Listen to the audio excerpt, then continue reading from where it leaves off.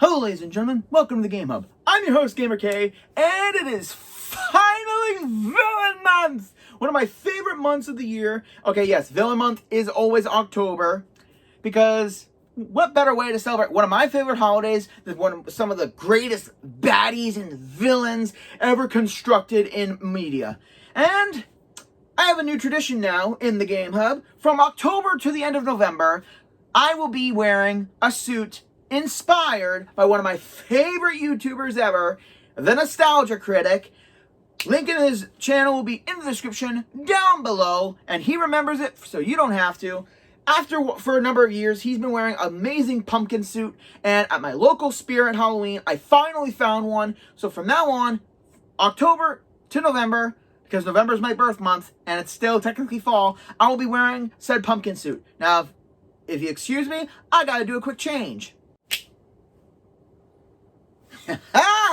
Finally! I finally get that magic trick of how reviewers tend to do this a lot. Change clothes instantly. But yep, for the month of October and November, I will be wearing this snazzy pumpkin suit, complete with pumpkin pants, because Halloween is my favorite time of the year. And to start it off this year, we are going into a video I planned 3 years ago, but I'm just getting around to doing it now.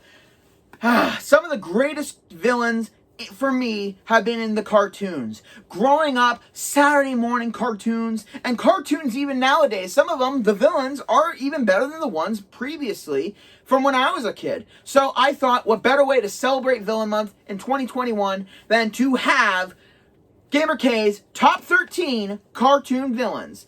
Couple rules like all top 13s. One, only cartoons I have seen. They actually have to have a villain. You can't just say someone's a villain because they're bad.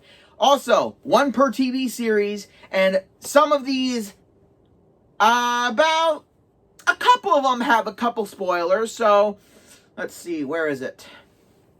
Spoiler alert is in effect. Now, it's time for Gamer K's top 13 cartoon villains. And why top 13? Because here at the Game Hub, only the odd can be number one. Let's start off the list right. Let's go. Starting off the list is a villain who I think a lot of people should know, especially if you were grew up somewhere in the early 90s to the late 2000s. You should know who this is. I mean, I've got his autograph photo right above me. We are talking about none other than the craziest interpretation of a school teacher we could ever hope for, Denzel Crocker from Fairly Odd Parents. I mean, yeah, there are episodes where he does help Timmy out, and yeah, he's not a big threat anymore. But throughout the first couple seasons, and especially during the Abracadabra movie, he was the best villain in the show. I mean, yeah, Francis is kind of one-track pony, being a typical high school bully. Vicky obviously makes little kids never want a babysitter ever again. But Crocker definitely makes an amazing villain just because of how quirky he is. Yeah, he's not evil. He just wants to prove the existence of... Yeah, I'm not straining my voice doing that skit. But overall, Crocker does an amazing job being a villain to Timmy. Not a villain to hero battle, but basically an obstacle in a majority of episodes. Constantly having pop quizzes, constantly giving Fs. Oh, so many Fs. Here's a drinking game for you. Watch Fairly Odd Parents, an entire season worth, and take a drink every time he says F. Or he gives an F to anyone. Yeah, Crocker is absolutely crazy. And what is that thing on his neck? Is that his ear? One of my favorite episodes with him is when him and Norm, played by the late and great Norm Macdonald, rest in peace, moment of silence for Norm Macdonald. Okay, moment's over. That episode just showed what two irritating forces can do, and how being simple, and it also shows how over-the-top complicated Crocker's plans are. And it's really enjoyable just watching him fail, and just it's always a good laugh. Well, Crocker may be not get an F in this video, but he's definitely up on the A list. Let's continue. Surprised I didn't make this number 10, given what series he's from.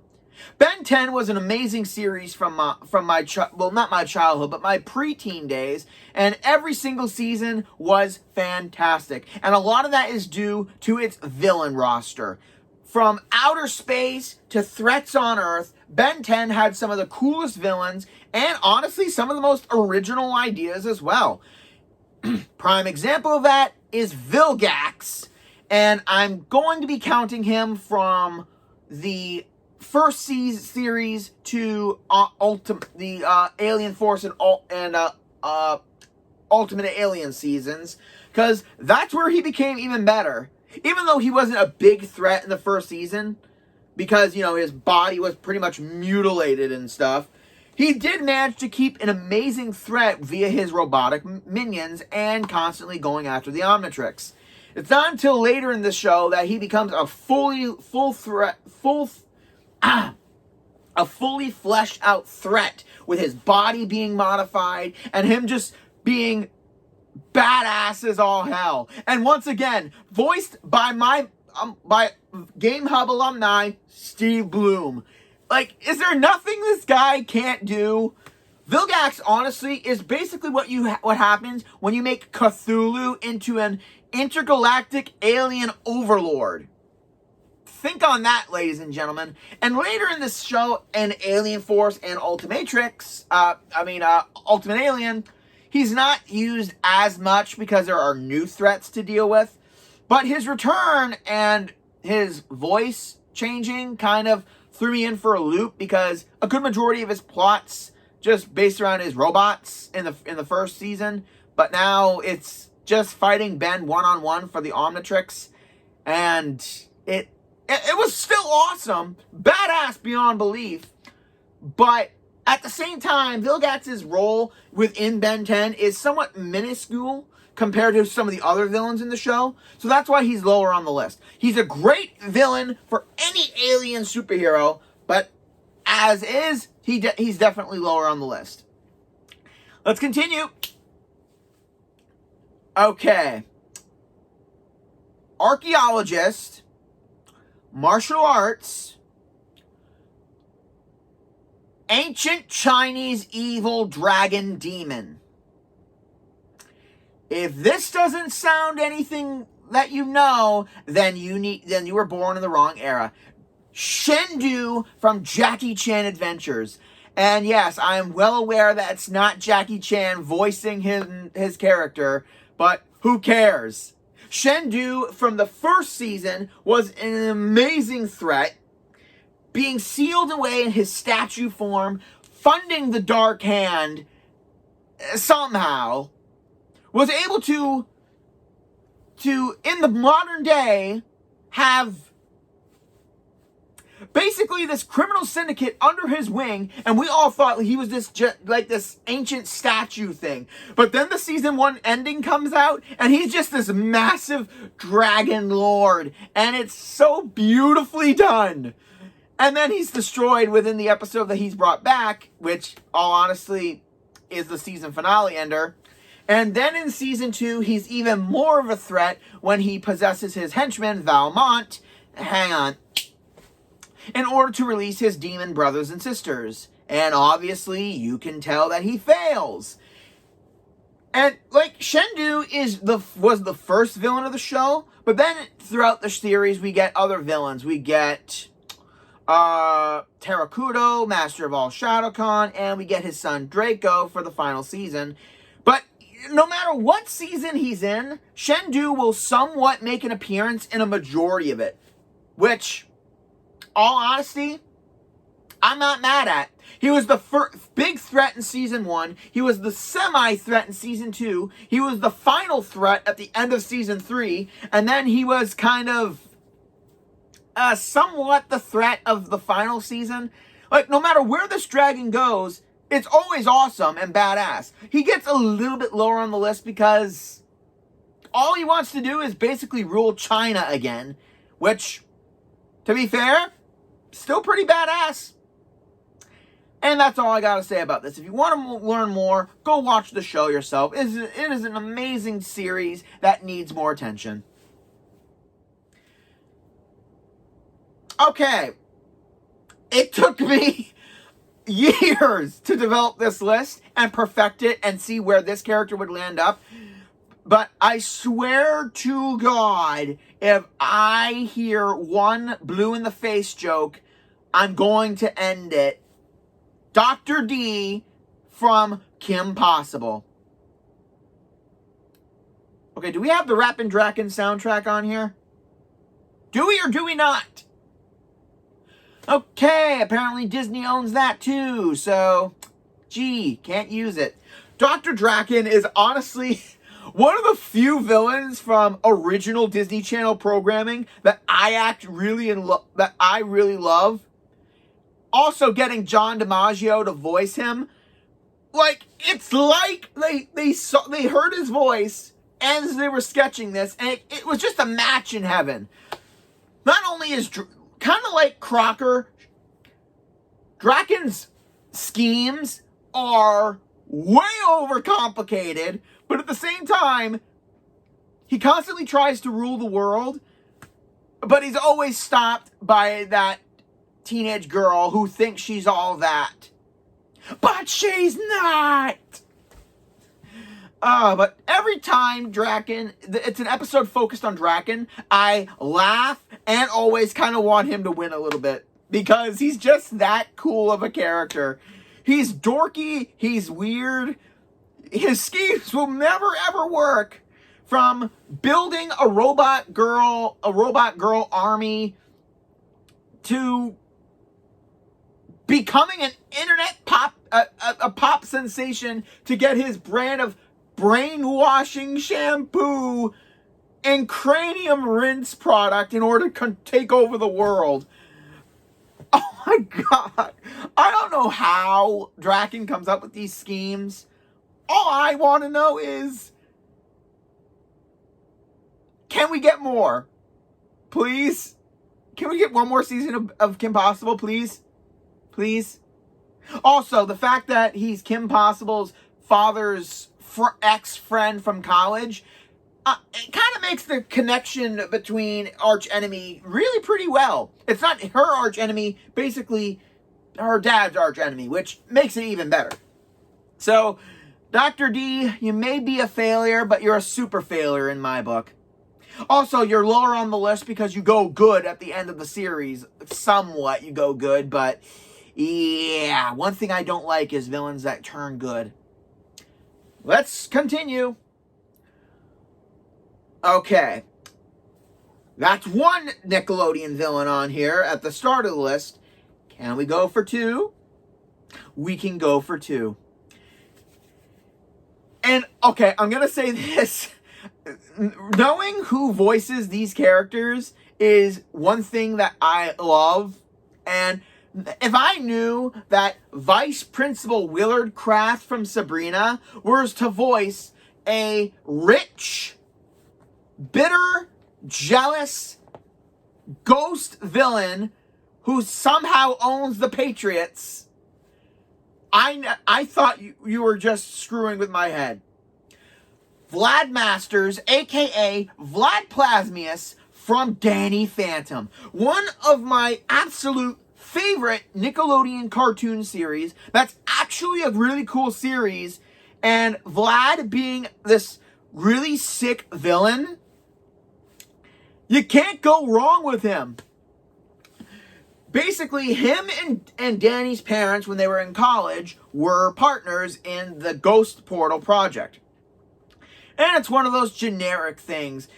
Okay, seriously, this is now twice that the ex-friend of the hero's father is the arch enemy.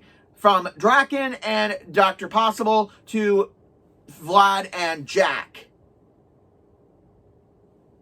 I'm starting to see a big connection of how these companies work a little bit. But basically, Vlad had a thing for Jack's girlfriend, Maddie, and an accident with the portal gun disfigured him and gave him his ghost powers 16 years, over 16 years. No, 14 years ago. I had to remember the theme song.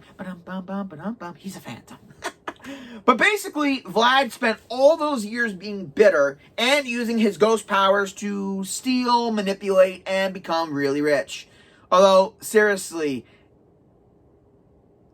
you wanted the Patriots? Really?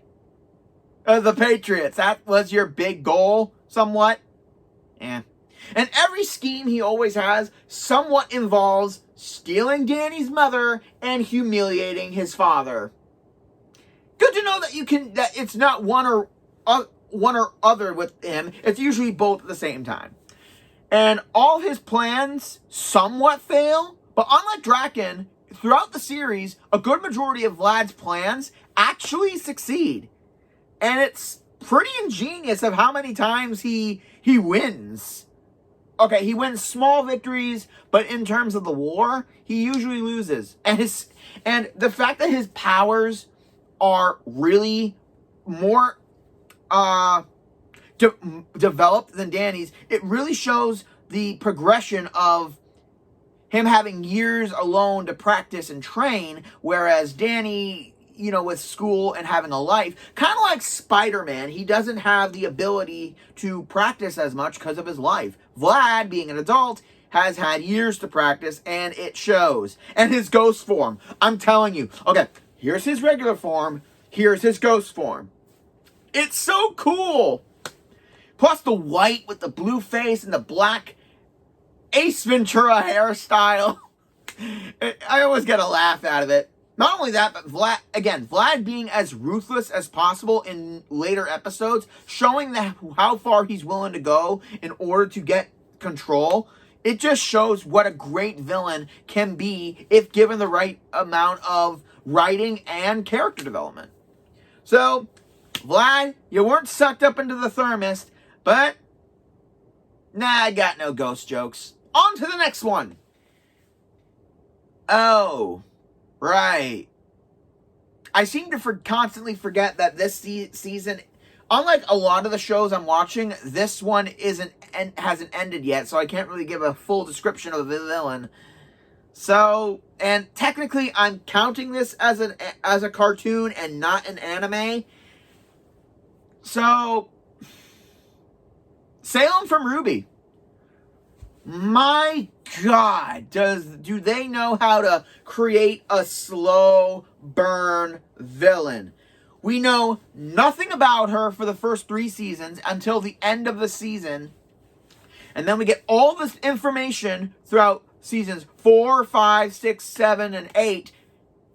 And it's just insane of how much they can keep a main threat in the shadows for so long. It's almost like the Fire Lord from Avatar Airbender. He's only referenced a little bit, kind of like Salem for the first couple chapters, first couple seasons. She is only kind of referenced a little bit. And then right near the end, she is finally revealed, and just a badass villain, to be honest. Her backstory is very tragic, full of love and hurt and pain. And the fact that she's immortal and the entire time she's been trying to off herself to end her suffering. I don't understand her entire scheme here. And that's why this entry is going to be so short, because I have little to less than nothing to work with in terms of giving a full analysis of Salem. But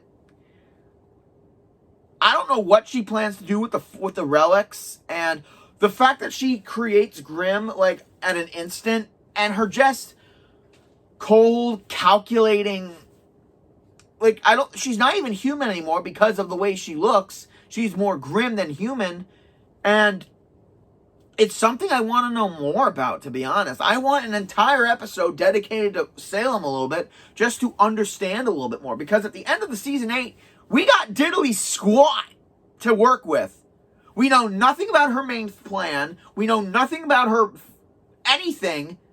So the fact that this villain is kept in the dark for so long, and even as she's on screen, we know, again, little to nothing about her. That's what's going to make her it's kind of what's going to make the villain a coin toss for me in the end of the season of the show when it's over, which I hope isn't for like another couple years because it's going good. But yeah, Salem, can we get some legitimate dialogue from you that involves your schemes? And also, it just goes to show how ruthless she can be when you watch the season when she... You know what? I'm not going to spoil anymore. She is ruthless beyond belief, and she's not afraid to get rid of people who have helped her in order to achieve her goals. So, yeah, Salem, one hell of a badass villain that after 8 seasons of the show, she's still kept in shadow. So, hopefully she'll get her own villain song, and we can finally know a little bit more. Hit it! Okay, this one technically counts for me as a cartoon, because it is. CGI still counts as animation, so cartoon counts. One of my first shows that kind of had somewhat adult shit in it, Reboot, was honestly one of my first CGI shows aside from Beast Wars. And there is no better villain from the show. Okay, to set the setting a little bit, the mainframe is a small world within the computer world, and technically, we're the villains. Yeah, games will be brought down into the sections, and if the people of the mainframe die in-game, they die for real. So they have to defeat the player. So basically, it's what happens when the computer villains really go all out of their way to really screw over the player of the game. Actually, that kind of makes sense. And there is no better villain for a cybernetic world than a virus. And the most epic virus of them all, Megabyte. Just look at this guy. Look at him. Tell me when you were a kid, you did not have nightmares from watching this guy. His voice is so...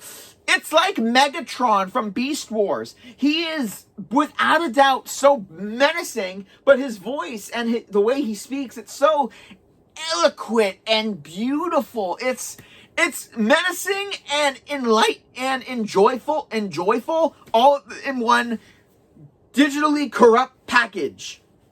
Basically, he just wants to corrupt the whole mainframe and take control, as viruses tend to do. And again, it's been a long time since I've watched Reboot, and I'm not even getting into that somewhat okay spin-off that they did years ago. I still need to watch it because it's interesting to me. But Megabyte will be in my vault of great villains, based on the fact that he is barely defeated. Okay, he's defeated a good number of times, but at the same time, he's never destroyed. And what makes Megabyte such a cool villain is the fact that, like a computer virus, he learns after each defeat, and he improves, which honestly makes him a great intellectual villain in a cyber world. So even though this one is a little bit shorter, Megabyte, you will always be one of my favorite computer villains. And let's hope when I watch you in the reboot of Reboot that you were not rebooted and lost a lot of your coolness. Next. Okay.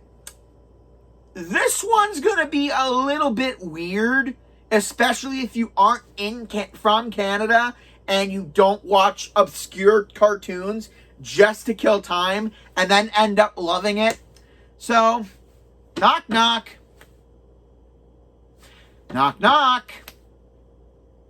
Is that going to get annoying? Try an entire first season of a show dedicated to that sound. I know you guys don't understand, so I'm going to set the groundwork.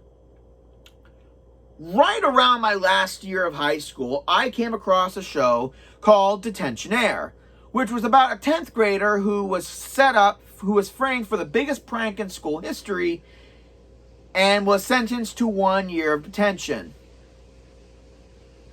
Sounds stupid? Oh, it gets better. Later in the show, our main character finds this whole conspiracy of the prank around framing him, and then he's constantly taunted by a guy named Rad Circles at Enigma High, who will constantly tell our main hero knock-knock jokes and kind of give him hints. It's this kind of cat and mouse game that, I mean, yeah, it's a high school detective kind of supernatural feel to it, which, all honesty, it got a little bit crazy around the last season, and it ended without any closure. It's one of those shows that was canned before it could finally finish, but the entire ride was enjoyable. And this villain is at the halfway mark of the list because of the twist element of it. I give you Rad Circles, aka Lynch Weber from Detention Air. Throughout the show, Lynch is this weird guy who tries to become friends with the main character, Lee. And I'm gonna tell you all right now, a detective genre is great for me because I love trying to solve the mystery, and never in a million years did I think this wackadoodle was gonna be Rad Circles. Not in a million years. What cinches it is the episode name near the end of the season of season 1, Knock Knock, which at the beginning of it we all kind of knew it was going to be the episode when he's revealed, and it's just thrilling just seeing all the pieces put into play of how he's connected. And then in the next season, it's figured out that he's really an adult who's had surgery to look like a teenager to infiltrate the school and set up the prank and set things up in motion, which is very, very, very, very, very, very odd because, again, another school villain, but he's still an adult, but he's playing a teenager. It's like Never Been Kissed, but if it was stupid. Okay, no, I shouldn't compare that movie. Like, it's just weird. And he's always obsessed with the knock-knock jokes, and it's enjoyably weird, and at the same time, you want him to get caught because he's been taunting the main character, and technically the audience, throughout the entire show, throughout the entire first season. We don't really know what the heck happened to him in the end, but all I know is, every time I hear knock knock now, I'm going to be thinking of that irritating twerp. But it was a heck of a ride, and he gets on the list because he was one of those cool twist villains that I could never see coming. So, it was an odd Canadian cartoon, and I hope you guys find it and enjoy it. Okay, seriously, are we... Hang on. There we go. Another show that hasn't ended yet, but the villain is just epic as all belief. In the city of Paris, dark wings shall fall as Keith Silverstein, another Game Hub alumni voice actor, voices one of the villains that was obvious from the first season and then made confirmed in the season 2. But at the same time, we kind of already knew it was, so it's not really a twist villain. I give you Gabriel Agreste, Shadow Moth, or Hawk Moth, whichever season you're on, from Miraculous Ladybug. This villain has everything a superhero villain should have. He's got an incredible secret identity as a fashion designer, like the biggest in Paris, all at the same time keeping his actions secret from his own son, who is one of the superheroes that he's fighting against, but he doesn't know, which is enjoyable. And his whole motivation is still shrouded in mystery a little bit. But from what we can gather, and again, like I said, spoilers if you don't want to know, something happened to his wife years ago, and he's been keeping her in basically he's pulling a Mr. Freeze right now a little bit, trying to save her by getting the miraculous that he needs worn by the superheroes that he's fighting. And he does this by creating his creating supervillains basically turning civilians into superheroes by using their negative emotions. Now, using negative emotions to create monsters. That is used so much, it's kind of a cliche at this point. But it's still done well. And the fact is that in 4 seasons, not once has he ever gotten caught. Like, for some reason, it always works out so that he's always in the clear, but he'll never ever get caught as being the main villain, which honestly gets him really high on the list, not being caught for so long. And I'm just wondering what the finale of the show is going to be like, or the next season, because I'm really hoping that he stays hidden for so long, because it just makes all of his acts as his civilian persona all the more despisable of what he does. I mean, sometimes he hurts people just to create a villain, but I would love the chance for him to do it to his own son, just to show how far he's going to go, which honestly would make it one heck of an episode. Hawkmoth, you're definitely one of the best superhero villains in modern day, and I hope that continues down the road. Dark wings fall, but hopefully you will not. Next on the list is another classic cartoon from my childhood, but this one comes from France. Another France villain. Somewhat. For those of you who don't know or have ever watched Code Lyoko, you are seriously missing out. It was one of my greatest favorite shows when I was younger.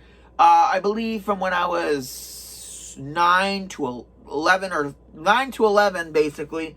And it was just one of my favorite shows in general. The stories, the characters, the monsters, and especially the villain.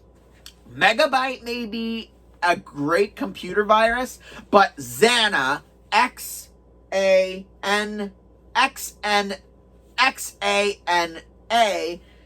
is a super virus that is honestly one of the greatest cartoon villains I've ever seen in a show.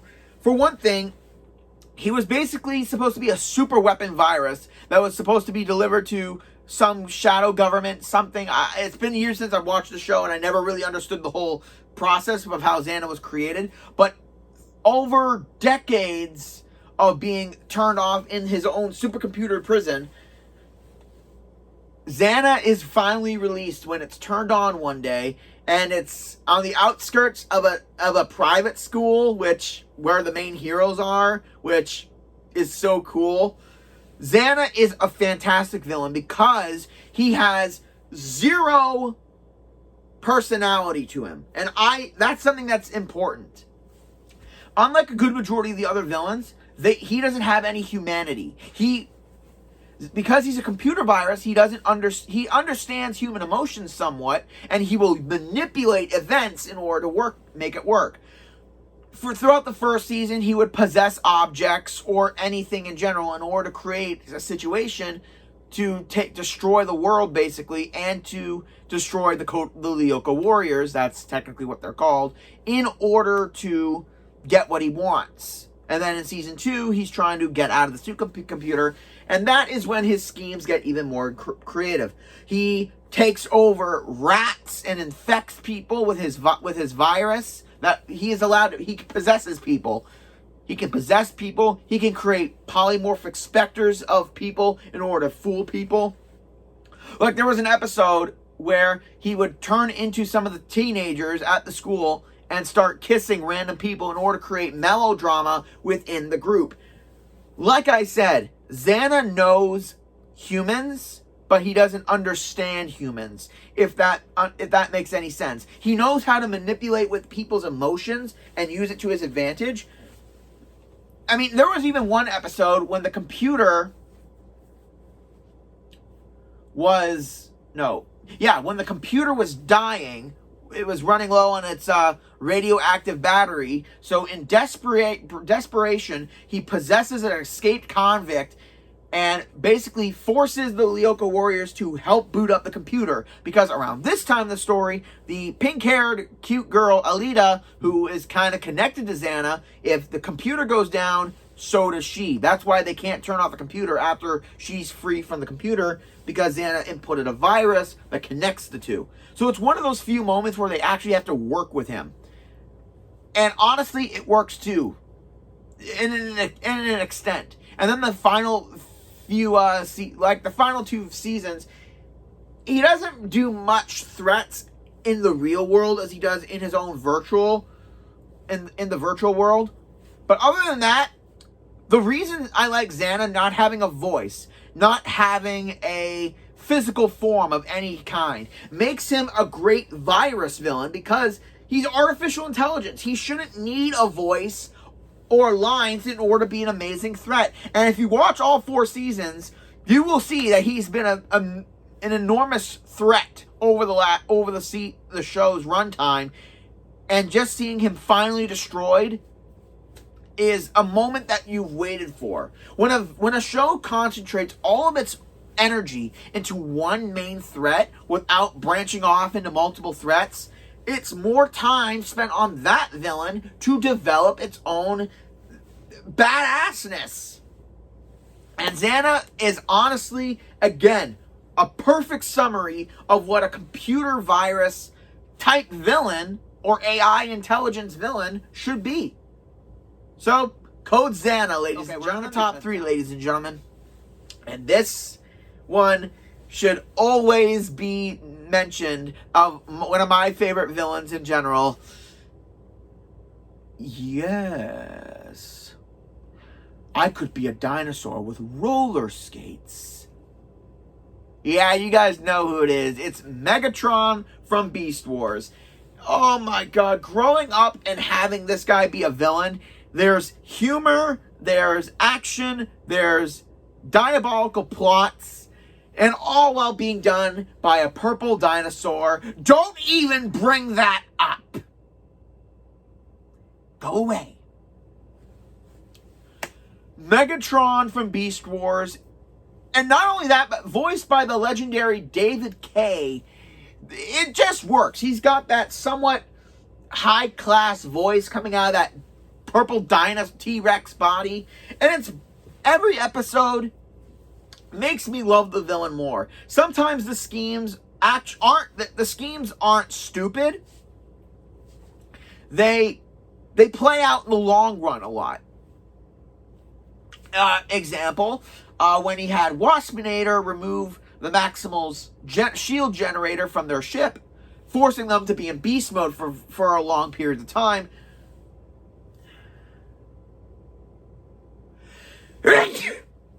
Excuse me. So basically, having them become feral and having their robot forms not work as well, so they'll go primal and cause a lot of issues for them, making it easier for the Predacons to take them out later on. A good majority of Megatron's plans are honestly very creative, and unlike in the original Transformers, they're not so stupidly convoluted, mostly because they eliminated the technological aspects of the human world, and because they're in the primitive Earth, it makes the schemes all that better with their own technology instead of feeding off of the technology of humans. Except in season 3, when they needed the primitive humans to build a device because there's a crystal in it that Cybertronians can't touch. It just, having him have to tell a primitive human Earth girl that's basically, again, a primitive mammal, telling her what to do, and it's just good fun. Not only is he threatening when it comes to the action scenes, but he's comical throughout the show, especially when he's in his Energon hot tub with his rubber ducky. I kid you not, it makes the show funny, like high level comedic The show's just comical in its best. I'm sorry if I'm babbling. That kind of happens when I can't remember what to say. But Megatron is a great villain for all these reasons. He's funny. He's diabolical. He'll do whatever it takes. And then in the final couple episodes, he gets his dragon form. And it's just badass. Until they ruin him with frickin' beast machines and... yeah. Did that really need to happen? Can we just... Megatron... he's a fantastic villain. And one of my favorite Megatrons in general throughout the Transformers franchise. And with news of the Beast Wars movie coming out or being released maybe next year, for the love of God, don't do what Forbidden Kingdom did. Don't do it! Get David Kaye to voice him again. Please, I'm begging you. Next. Okay. I did not think a villain from a DreamWorks show.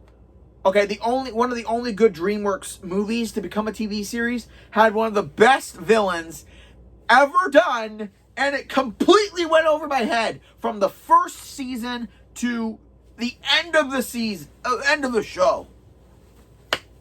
Okay, ladies and gentlemen, the How to Train Your Dragon series has been a staple for me and what DreamWorks' highest achievement ever.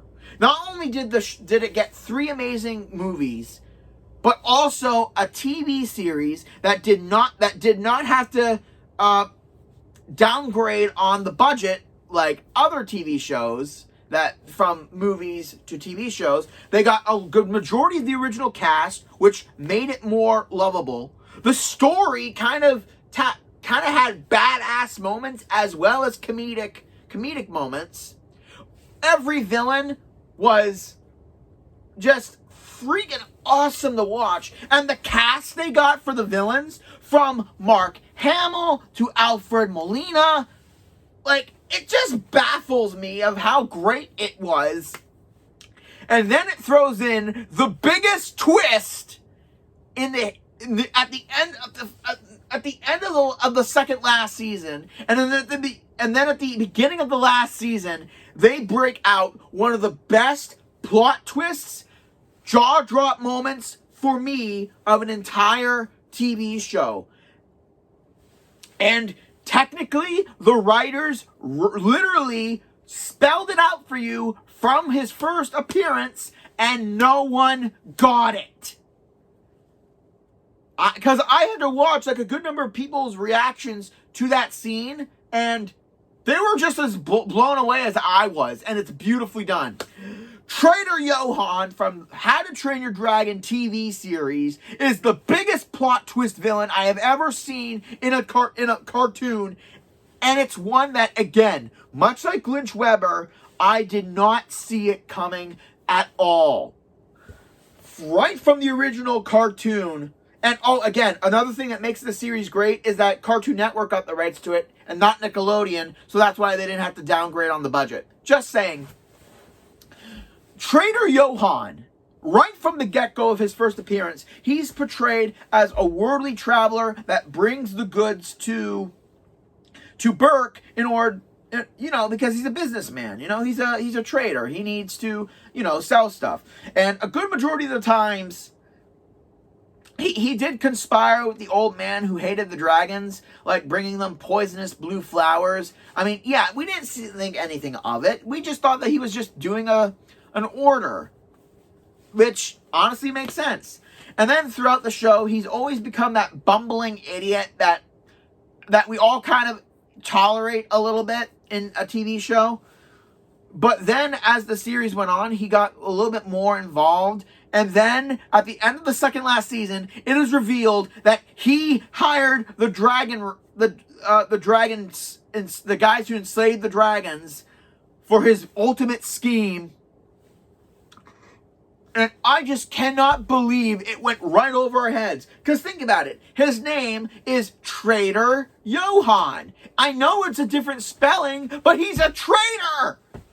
And then it's spelt out that from the very get-go, he's been plotting this. From the first season of the show, where none of the dragon, I can't remember what they're fully called, but Viggo, played by Alfred Molina, and his whole crew, they've been working for him. Okay, I'm going to have to dive a little bit more. And then he confronts, when he's revealed to Hiccup near the beginning of the final season, which I'm glad that they didn't drag it along for so long, he confesses that he had to put up with his father kissing his boots, so to speak, to become friendly and actually caring about his friends. And then he reveals since Breakneck Bog, he's been trying to get rid of them. Basically, in that episode was a season 1 episode where a gift that Stoic had for Hiccup from his mother was supposed to be brought by Johann, but it was left in Breakneck Bog where there was the smothering smoke breaths, which were small dragons that puffed smoke in order to create a nest so they could all steal stuff. And it was incredibly dangerous. So since then, he's been trying to kill them. And I'm going to say this. Unlike all the other villains on this list, except for the number 1, Johann has the highest kill rate of any cartoon villain. Because in the episode when he's revealed to Hiccup, he reveals that all of his stories that he's basically been telling everyone for years are all stories that he picked up and stole from other travelers that he killed himself. And plus, I gotta admit, his knife throwing skills topple Assassin's Creed. I'm gonna say that. It's pretty cool seeing his blades come out and the way he fights. The reason he's so high on the list is because not only did this villain basically be a part of the entire series and never once someone suspected him, and it went right over our heads, and the way they kind of worked in his plot, his schemes within with some of the main focuses of the show. It's not writing for writing's sake, it's writing for character's sake. And it's done beautifully. And his whole plan was to find the egg of the Bewilderbeast and sell it off to the highest bidder. So basically, the plot of the second movie is predated to the end of this season, which didn't even happen yet. I'm okay with that. And then he meets his end in one of the most amazing ways. And one thing I really love about the How to Train Your Dragon series, when they kill a character off, they frickin' kill it off. And I really enjoy that they keep that level of maturity I know the show is for a younger audience, but the way that it has a lot of mature moments, okay, not mature moments, but somewhat mature moments, definitely makes the show watchable for anyone. It's a great series. And the fact that Traitor Johann slid under my radar for about five seasons just shows how great the series is and how great the writing is. So he may be a traitor and a mischievous schemer, but he has nothing compared to the number 1 pick. And now, the number 1 cartoon villain for the Game Hub comes from a show that I watched a little bit early this year because I finally got Disney Plus, and I decided to watch a show that a lot of people were saying was actually a lot better than what they were going to believe it was going to be. I never really thought Gravity Falls was going to be a great show. Hold it! Okay. Before you get your guns out and shoot, let me explain. This is the thing with me. When I get into something, I get into it. And my doubts were going away the minute I started watching the show. So, can I put my hands down? Okay, good. Thank you.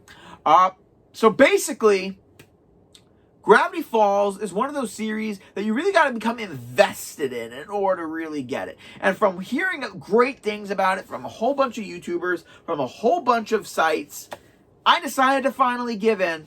And boy, am I glad I did. And the fact that all this stuff, that all the hilarious stuff in this game, in this movie, in this show, despite it being on Disney Channel and the fact that they didn't censor anything, makes it even better. And what makes this show so crazy, so grand, is its amazing villain, Grunkle Stan. Yeah, right. I know he's a bit of a jack, but he's not the main villain. The main villain goes, the award for the greatest cartoon villain goes to the two-dimensional sociopath, Bill Cipher. This guy is what happens when you take the Joker. Yeah, when you take the Joker, Carnage, mix them all together with a little bit of PG-13 rating, add in a bit of chaos, a bit of Loki's chaos abilities, throw in a little bit of pepper and a little bit of Woodstock Music Festival artwork insanity, and you print it out into this top hat, cycloptic pyramid monster, and it works. A whole thing I love about Bill Cipher is that his entire scheme is just to cause weird Mageddon and just rule the world in his own craziness. And one thing that makes his plot, his goal a lot bigger is the fact that for some reason all the weirdness is kept within the range of Gravity Falls. So he's going to try to find a way to break it so he can turn the world into a chaotic mess. And I love him for that. No matter what schemes he does, you can always bet there's going to be a laugh in there. No, seriously, there's always going to be a laugh with Bill Cipher. Mostly because anything he does is either comically stupid, dark stupid, or just funny. And it's enjoyable to watch this guy just do his stuff. And what makes it even better is that his introduction to the show was based on this idiot's idea to go into Stan's mind to get the combination to a safe just so he can get the deed to the mystery shack. Think about that again, ladies and gentlemen. Wow, all of the villains I've mentioned so far were planned and were always freaking evil, and all their plans were going as planned, except for, Draken and Crocker. Bill Cipher was brought into the real world just so this short idiot could get the deed to the mystery shack. So basically, if he wasn't so stupid, Bill Cipher would not have been released. And that's what makes his character even better. His release wasn't a plan of his. Although, to be fair, there was an incantation of how to summon him. So, I guess he was just waiting for any odd idiot to release him. So, yeah, I guess that kind of works. His whole release into our dimension, any idiot could have done it. It wasn't someone specific, which I love. And, again, he's a comical villain that is crazy like the Joker, but is likable. And one thing that will always make me love Bill Cipher is the fact of all of his abilities are basically OP. Unless there's certain rules. Kind of like Rumpelstiltskin, once he makes a deal, then he's got complete control over you, basically. So, he's, again, like Rumpelstiltskin. You got to be very specific with your deal with him, or else he's going to screw you over any chance he get, which I love. And any chance I'm going to get to rewatch Gravity Falls, I'm going to take it, because every episode is worth getting to Bill Cipher. It's like a road trip. No matter how many speed bumps you need to get over in order to get to that grand destination, it's all worth it. And Bill Cipher is worth every moment and every episode in order to get to his episodes. And he's not in that many episodes, but at the same time, when he's there, it's like Bill Cipher is like that one comedian that isn't the main focus that you really, really like. He may not be all the time, but the minute he's there, he commands that spotlight, he commands the audience, and Cipher, we won't meet again. I don't know where, I don't know when. I know we will meet again some sunny day. And that's it for this video, ladies and gentlemen. Hope you enjoyed my top 13 cartoon villains list. This is a list that's been 3 years in the making with a little adjustments here and there. So I really hope you enjoyed. Like, comment, subscribe down below. And join me next week, ladies and gentlemen, where it's time for another villainous guide. And I will be teaching all of you poor, unfortunate souls. This is Gamer K, logging out.